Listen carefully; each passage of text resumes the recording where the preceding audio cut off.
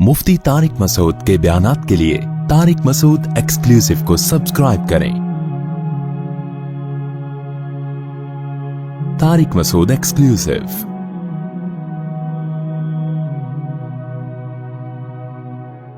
तो हम गैब के मानने वाले हैं, लिहाजा हमने 5 चीजों को, जो 5 चीजों से पहले गनीमत समझना है, तो गनीमत उस अंदाज में नहीं जिस अंदाज में गैर मुस्लिम। हमारा गनीमत समझने का अंदाज क्या होगा?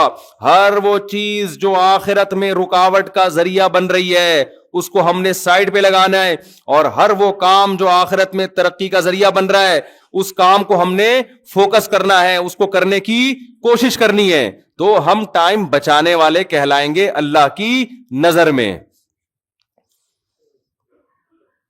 अब एक आदमी कारोबार कर रहा है, रात को 2-2, 2:30 बजे, जैसे कारोबारी लोग कर रहे होते हैं, 2:30 बजे घर आ रहे हैं, 12-12 बजे तक सो रहे हैं, फिर 12 बजे उठ के चाय पी और निकल गए, फिर बिजनेस किया, बिजनेस और करोड़ अरबपति बन गया। हो सकता है उसको वर्कशॉप्स में बुलाए, उसको मोटिवेशन स्पीकर अपने प्रोग्राम में बुलाएं कि माशाल्लाह स्ट्रगल के नतीजे में आज ये यहां तक पहुंचा है, ये टाइम। जनाब आपकी कामयाबी का राज क्या है? वो कहे जी मेरी कामयाबी का राज ये कि मैं टाइम वेस्ट नहीं करता, मैं उठता हूं और उठते ही चला जाता हूं ऑफिस, और मोबाइल बंद रखता हूं 24 घंटे, और अपने काम को फोकस, मोबाइल इस्तेमाल भी उतना ही करता हूं जितना कारोबार में मुझे इस्तेमाल करना पड़े, और जनाब ऐसे मेरी जिंदगी, और आज मैं करोड़ रुपए का मालिक हूं। लेकिन जब किसी मुफ्ती से पूछोगे, आलिम से पूछोगे, वो कहेगा ये अपना टाइम वेस्ट कर रहा है। क्यों? आखिरत में बर्बाद। वजह क्या है? कि इसकी लाइफ सुन्नत के मुताबिक नहीं। हमारे नबी से ज्यादा विजन किसका बड़ा होगा भाई? हमारे नबी अपने घर वालों को भी वक्त दिया करते थे। इन्ना लिनफ्सिका अलैका हक्कन, फरमाया तुम्हारी जान का भी तुम पर हक है, अपनी सेहत को भी टाइम देना पड़ेगा आपको। ऐसे ऐसे कमाऊ पूत मैंने देखे हैं, कोलेस्ट्रॉल के डब्बे बन चुके हैं। वो घी का डब्बा देखा है आपने? घी का डब्बा नजर आएगा, दूर से चलते हुए आ रहे हैं, करोड़ों रुपए कमा लिए, ना सेहत की तरफ तवज्जो, ना वर्जिश, ना एक्सरसाइज, ना खाने पीने पे कंट्रोल, ना बीवी बच्चों की तवज्जो। बच्चे बागी हो गए, कमाने में ऐसे लगे हुए हैं, बच्चे बागी हो गए बाप के, क्योंकि बचपन में बाप ने उनको मोहब्बत ही नहीं दी, टाइम ही नहीं दिया। बच्चा देखो, जो बच्चे को टाइम देता है ना, बच्चा उसी को मानता है। बच्चा ये डॉक्यूमेंटेशन को नहीं मानता। अबे डॉक्यूमेंट्स में लिखा हुआ है ये अम्मा है, लेकिन पाल पड़ोसन रही है उसको, तो बच्चा किसकी गोद में जाएगा? पड़ोसन की गोद में जाएगा। आप उसको बताएं, या बच्चे को मोहब्बत दे रहा है मामू, फर्ज कर लो, हर वक्त उसको गोद में उठाते हैं मामू बच्चे के, और उसको शॉपिंग कराने ले जाते हैं, पार्क में लेके जाते हैं। अब्बा के पास टाइम ही नहीं है ना। अब जब एक दिन मामू ने गोद में लिया और अब्बा ने भी पुकारा, तो बच्चा गया किसकी तरफ? जाएगा कहां? मामू। अब आप उसको नादरा का सर्टिफिकेट दिखा रहे हैं बच्चे को, देखो डॉक्यूमेंटेशन में बेटा फादर में मैं लिखा हुआ हूं, वसीम बिन, मैं वसीम, मैं सत्तार, देखो बेटा। बेटा मानेगा? क्या हो गया भाई? वो थोड़ी, ये आज लोग शिकायत कर रहे होते हैं हमारे बच्चे बागी हो गए, हमसे बात ही नहीं करते, पूछते ही नहीं है, सारी तवज्जो मां की तरफ है, हमें लिफ्ट ही नहीं करा रहे। तो भाई जब उनको लिफ्ट आपने करानी थी तो आपने उनको लिफ्ट नहीं कराई। बाप ये समझ रहा होता है मैं पैसा तो मैं खर्च कर रहा हूं, यकीनन बहुत कोई अक्लमंद बच्चा होगा तो इस बात को मानेगा, लेकिन बच्चा तो बच्चा है ना। वो ये थोड़ी देखता है गैस बिजली का बिल कौन दे रहा है, पैसा कौन दे रहा है, मेरी अम्मा जो मुझे इज्जत के साथ पाल रही है, तो अब्बा ने अम्मा को पाला हुआ है तो इस वजह से अम्मा मुझे पाल रही है। ये चीजें तो बच्चे की नजरों से ओझल होती हैं। असल में तो ये है कि वो देख रहा होता है कि कौन करीब है मेरे। तो आप बच्चों को टाइम अगर नहीं देते, घर में उनको प्यार नहीं करते, आप पढ़ाई में लगे हुए हैं, आप कारोबार में लगे हुए हैं, तो आप अल्लाह की नजर में भी नाकाम हो मेरे भाई। और ये बुढ़ापे में ये चीजें फिर आपको सताएंगी, तंग करेंगी आपको। अगर आपकी जॉब इस टाइप की है ना कि आपको पास टाइम ही नहीं है, तो हफ्ते में उसकी फिर तलाफी किया करो। पूरा हफ्ता टाइम नहीं है तो हफ्ते में एक दिन ज्यादा टाइम दे दो उनको। फिर आपके पास अल्लाह के लिए टाइम ही नहीं है, नमाज आप जाया कर रहे हो तिजारत में, तो दुनिया तो आपको कहेगी कि आप माशाल्लाह बड़े कामयाब आदमी, आपने इतना अच्छा बिजनेस किया। अल्लाह क्या कहेगा? ये वो लोग हैं جن کی کوششیں ضائع ہو رہی ہے اور وہ یہ سمجھ رہے ہیں کہ وہ بہت اچھا کر رہے ہیں. نماز قضا کر کے میرے بھائی اگر کروڑوں اربوں روپے بھی آ جائیں تو سمجھ لو کہ آپ قارون سے آپ کی مناسبت اور زیادہ پکی ہو گئی ہے. تبھی حدیث میں آتا ہے, ایک روایت ہے کہ جو نماز چھوڑتے ہیں نا ان کا حشر قارون کے ساتھ ہوگا. اس کی لاجک بھی علماء یہ بیان کرتے ہیں کہ قارون بھی پیسہ کمانے میں مست تھا اور آپ بھی پیسہ کمانے میں مست ہو, نماز روزے کی پرواہ نہیں ہے آپ کو, تو ایک ہی جیسے ہو گئے نا دونوں. اس نے زیادہ کما لیا, آپ کے پاس اتنے وسائل ہے نہیں ورنہ آپ بھی وہاں تک پہنچ جاتے. تو حدیث میں جو آتا ہے نا 5 چیزوں کو 5 چیزوں سے پہلے غنیمت سمجھو, تو غنیمت ہم نے اس انداز میں سمجھنا ہے جس انداز میں قرآن نے ہمیں غنیمت سمجھنے کا حکم دیا ہے. اس کو فوکس کریں گے تھوڑی محنت میں زیادہ مل جائے گا, اس کو ہٹا کے اگر زیادہ محنت کر لی تو زیادہ میں بھی کچھ نہیں ملے گا آپ کو. سمجھتے ہیں؟ تو اس لیے بیلنس لائف, اعتدال والی لائف. سب سے پہلے تو اپنی زندگی سے ان تمام کاموں کو نکال دیں جن کا نہ دنیا میں کوئی فائدہ اور نہ آخرت میں کوئی فائدہ, ان کو تو بالکل ہمیشہ کے لیے نکال دیں. کچھ کام ایسے ہوتے ہیں آخرت میں فائدہ نہیں ہوتا, دنیا میں تو ہوتا ہے, تو چلو کر لو, یہ بھی تو ایک زندگی ہے نا. بلکہ 4 قسم کے کام ہیں. کچھ کام ایسے ہیں جن کا دنیا میں بھی نقصان آخرت میں بھی نقصان, ان کو تو قریب وہ تو ٹائم ویسٹنگ ہی ہے, وقت ضائع کرنا ہی ہے. وہ کون سے کام ہیں؟ شراب پینا, نشہ کرنا, گٹکے کھانا. ان میں کیوں ٹائم ویسٹ کر رہے ہو بھائی؟ نہ اس کا دنیا میں یہ فائدہ نہیں, نقصان ہے الٹا, اور آخرت میں بھی کیا ہے؟ وہ تو ہے ہی نقصان. اللہ پوچھے گا تو جو منہ کے کینسر سے مرا ہے تو یہ کیا ہوا تھا جو تجھے منہ کا کینسر ہوا؟ آپ یہ کہو گے اللہ میں چونکہ گٹکا کھاتا تھا مجبور تھا میں. یہ دلیل چلے گی قیامت میں؟ اور جتنی نشے کی چیزیں آئس لے رہے ہیں, یہ سب کر رہے ہیں, یہ ڈپریشن بڑھاتی ہیں, یہ ڈپریشن ختم نہیں کرتی ہیں. حتیٰ کہ چائے بھی ڈپریشن بڑھاتی ہے, کافی بھی ڈپریشن بڑھاتی ہے. میں بھی چائے پیتا ہوں لیکن میں فضائل کا قائل نہیں ہوں. جتنا ہے اتنا ہی رہنے دو, بٹ سٹا لگا لیا بس اتنا ہی. آج کل بعض حضرات فضائل پیش کر رہے ہیں باقاعدہ, تو فضائل نہیں ہوتے. ہر وہ چیز جو جس میں نشہ ہے نا, اب بعض لوگ کہتے ہیں چائے میں نشہ تھوڑی ہے. بھائی نشہ وہ والا نہیں ہے جو پی شراب والا ہوتا ہے. نشے کا مطلب یہ ہے کہ آپ کو جب تھکاوٹ محسوس ہوتی ہے, آپ چائے پیتے ہیں, کیفین آپ کے بلڈ کا سرکولیشن بڑھا دیتی ہے. تو یہ جو بلڈ کا سرکولیشن بڑھتا ہے, یہ کوئی نیچرل طریقے سے نہیں بڑھتا, سمجھ رہے ہیں نا. ایکسرسائز کرنے سے ایک بڑھتا ہے, ایک نیند سے آپ کو سکون ملتا ہے, یہ وہ نہیں ہے, یہ وقتی ہے. تبھی اس کی سب سے بڑی دلیل یہ ہے کہ جو پیتے ہیں ان کو پینے کی عادت ہو جاتی ہے. یہی اس کے غلط ہونے کی سب سے بڑی دلیل. جو نہیں پیتے وہ ویسے ہی فٹ فاٹ رہتے ہیں. پھر سوال پیتے کیوں ہیں؟ تو ہم چائے نہ پیے تو کیا پیے ہیں؟ مطلب میرا یہ ہے کہ نقصان ہے, زیادہ نہیں ہے. ڈاکٹر لوگ کہتے ہیں وہ زیادہ نہیں ہے, تو ٹھیک ہے یار. شراب سے بچے ہوئے ہیں, چرس سے بچے ہوئے ہیں, ہیروئن سے بچے ہوئے ہیں, تو 2-3 چھٹے لگا لیے. پھر بھی کوئی یہ بھی نہ لگائے تو زیادہ اچھا ہے. اور ہم نے تو کئی بار چھوڑی ہے, پھر وہ شروع کیوں کر دی وہ میں بتا چکا ہوں کئی دفعہ. کیونکہ چائے نہ پیو تو پھر لوگ کچھ اور پلاتے ہیں, وہ زیادہ خطرناک ہو جاتا ہے. لسی لا کے, اتنا بڑا لسی کا گلاس لا کے پلائیں گے, وہ کون ہضم کرے گا بھائی؟ تو یہ جتنی چیزیں ہیں فضائل ہوں گے, تھوڑے بہت نقصانات بھی ہیں. تو خیر میں بس 2 منٹ میں سمیٹتا ہوں. بات کیا کر رہا تھا میں, کہاں سے کہاں نکل جاتا ہوں یار. یہ چائے کہاں سے, یہ بھی ڈاکٹروں کی فیلڈ ہے بھائی.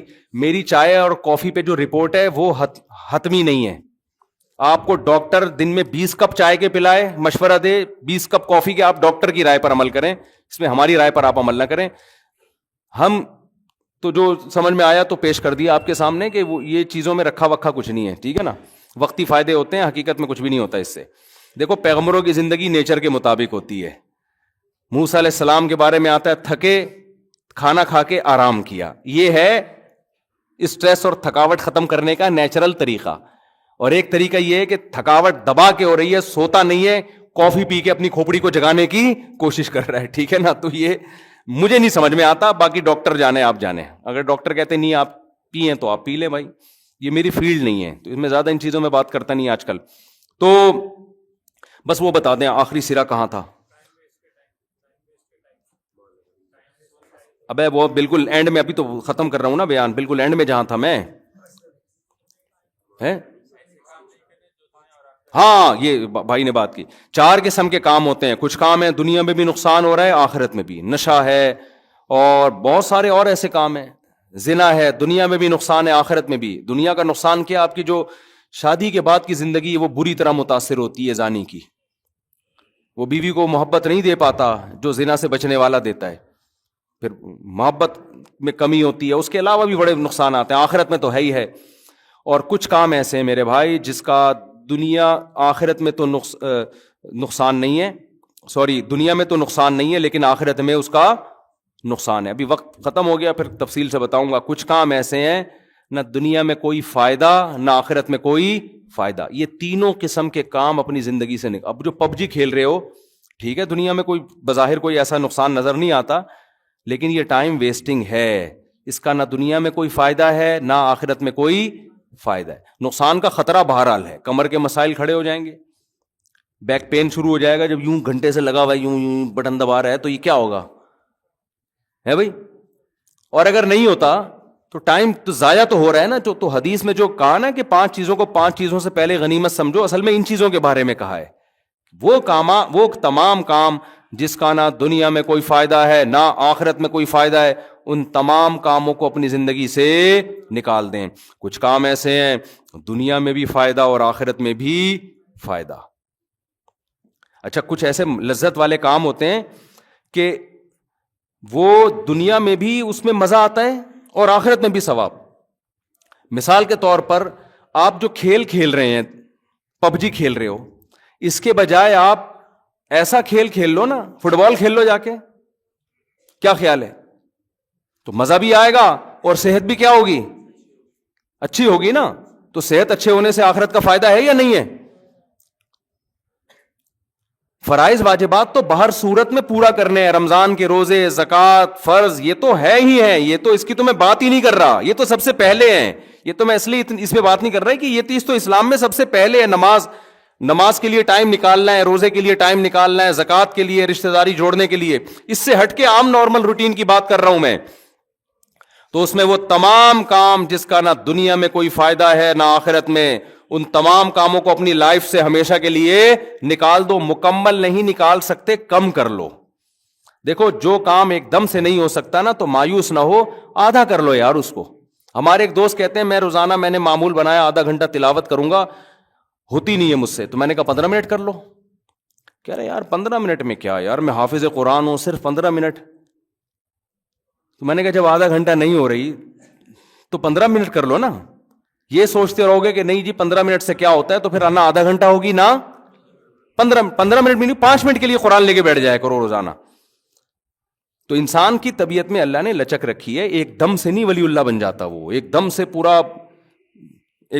پورا یوٹن کی طرح چینج نہیں ہو جاتا. یوٹن میں بھی تھوڑا سا گھما کے آنا پڑتا ہے. ایسا کبھی گاڑی یہ دیکھی آپ نے یوں گئی اور یوں کر کے الٹا کر کے آپ نے یوں کر کے واپس لے آئے.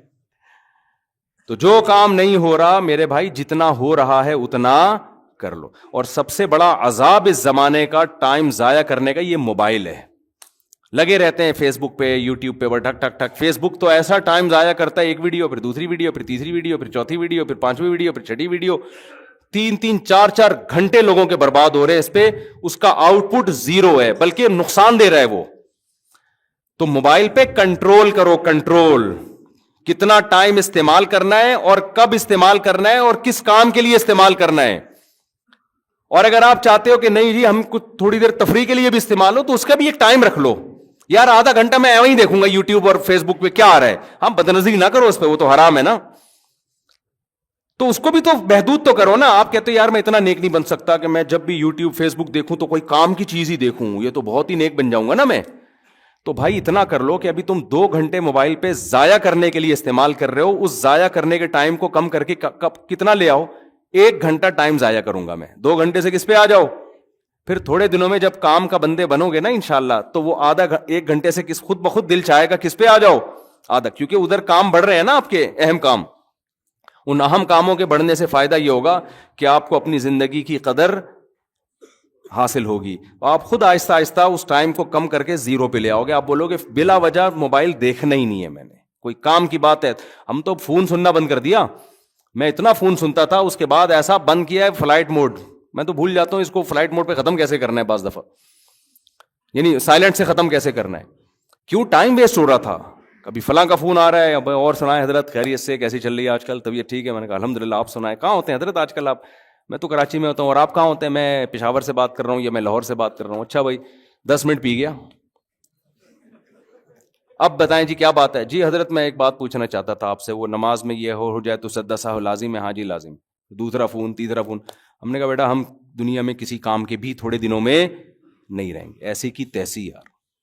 ایسا بند کیا ہے تو گھر میں جاؤ تو سب سے پہلے جھاڑ پڑتی ہے, 1 گھنٹے سے فون کر رہے ہیں, اٹھا کیوں نہیں رہے؟